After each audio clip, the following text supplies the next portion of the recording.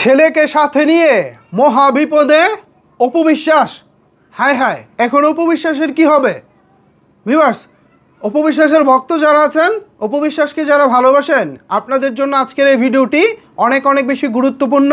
এবং অপবিশ্বাসের কাছের মানুষজন যারা আছেন তাদেরকেও বলবো আমার এই ভিডিওটি দেখার জন্য, বিকজ অপবিশ্বাসের কাছে এই মেসেজটি পাঠানো খুব জরুরি। তাই সবাইকে বলবো মনোযোগ সহকারে আমার কথাগুলো শোনার জন্য। ভিউয়ার্স, আপনাদেরকে নিশ্চয়ই গতকালকে একটি আপডেটে জানিয়েছি অপবিশ্বাস থাইল্যান্ডে যাচ্ছেন তার ছেলেকে নিয়ে একটু ঘোরাঘুরির জন্য। আমরা সেই পিকচার সহ নিউজ আমরা করেছি।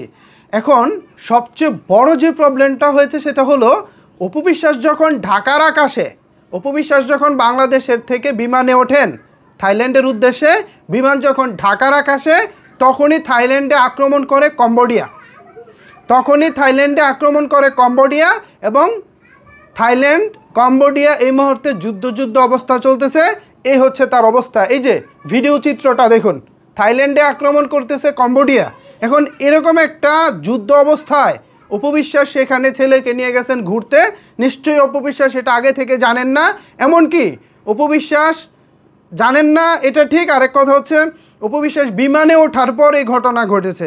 সো আমি অপবিশ্বাসের কাছে রিকোয়েস্ট করব অপবিশ্বাস যেন দ্রুত থাইল্যান্ড থেকে ফিরে আসেন। ভাই, আপনার ছেলেকে ভালো মেমোরি দিবেন, আপনার ছেলেকে নিয়ে অবসরে একটু সময় কাটাবেন, খুব ভালো কথা। কিন্তু সেফলি সিকিউর একটা দেশে যান, যে দেশের নিরাপত্তা ভালো আছে, যে দেশের অন্য দেশের সাথে কোনো যুদ্ধ নাই, এরকম একটা দেশে যান, ঘোরাঘুরি করেন, কোনো সমস্যা নাই। থাইল্যান্ড থেকে সম্ভব হলে মালয়েশিয়া চলে যান, মালয়েশিয়া অথবা আশেপাশের কোনো একটা দেশে চলে যান, খুব ভালোভাবে ঘুরেন, সময় কাটান। আমাদের কোনো সমস্যা নাই, যেহেতু আমাদের ভাতিজা আব্রাহাম খান জয় আপনার সাথে আছে। আপনার জন্য দয়া মায়া না লাগলেও তো ভাতিজার জন্য আমাদের দয়া মায়া লাগে।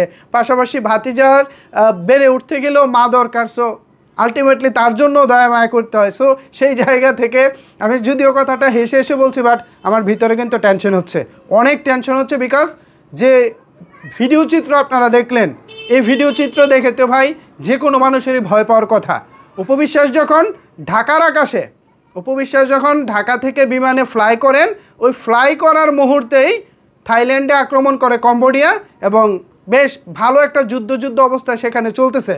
সো এরকম একটা পরিস্থিতিতে থাইল্যান্ড যাওয়াটা আমি খুব একটা সেফ মনে করতেছি না। এখন আমি মনে করি অপবিশ্বাসের অন্য কোনো দেশে অন্যত্র সরে যাওয়া উচিত, এটা আমার মনে হয় আর কি। যাই হোক, দিন শেষে অপবিশ্বাসও নিশ্চয়ই ভালো বোঝেন, তিনি যেটা ভালো মনে করেন, ভালো ভাবতেছেন, সেটাই নিশ্চয়ই তিনি করবেন। তবে আপাতত আমার অনেক টেনশন হচ্ছে আর কি। বিষয়টা জানিয়ে রাখলাম অপবিশ্বাসের ভক্তদেরকে। তো অপবিশ্বাসের ভক্ত যারা আছেন, এ বিষয়ে আপনাদের মতামত কি? অপবিশ্বাসের কি এই মুহূর্তে অন্য কোনো দেশে চলে যাওয়া উচিত, নাকি থাইল্যান্ডেই থাকা উচিত বলে আপনি মনে করেন?